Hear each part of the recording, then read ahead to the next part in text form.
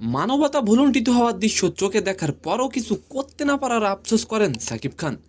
ফিলিস্তিনের গাজা উপত্যকায় চলছে ইসরায়েলের হামলা। দোস্ত, গাজায় ইসরায়েলি হামলায় নিহত হয়েছেন হাজার হাজার মানুষ। দোস্ত, আর এবার এই গাজা নিয়ে মুখ খুললেন সুপারস্টার সাকিব খান। এবং দ্বিতীয় নিউজটি হলো, পরিবহনের বিরুদ্ধে উঠেছে গৃহকর্মী নির্যাতনের অভিযোগ। গৃহকর্মী প্রকাশ্যে এসে পরীকে নিয়ে মুখ খুলেছেন।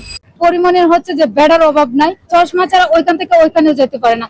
দোস্ত, আর এবার এই বিষয় নিয়ে মুখ খুলেছেন শেখ সাদি। তো নিউজ দুটি জানতে আশা করি ভিডিওটি সম্পূর্ণ দেখবেন। দোস্ত, ইসরায়েলের হামলায় প্রায় 51,000 মানুষের মৃত্যু হয়েছে। বাংলাদেশেও ফিলিস্তিনিদের উপর ইসরায়েলের হামলায় চলছে প্রতিবাদ।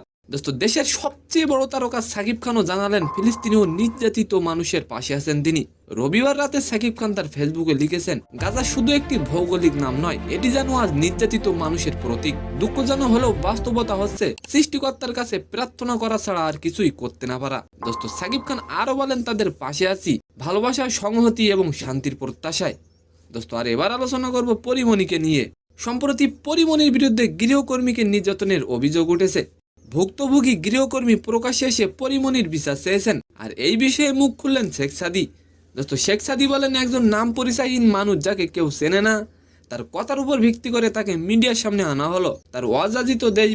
তার অযাচিত কথা দেশব্যাপী ছড়ানো হলো। দোস্ত, মূলত শেখ সাদি বলতে চাচ্ছেন পরিমণি কিছু করেননি, তাকে হেও করানোর জন্য নাকি এমনটা করা হয়েছে।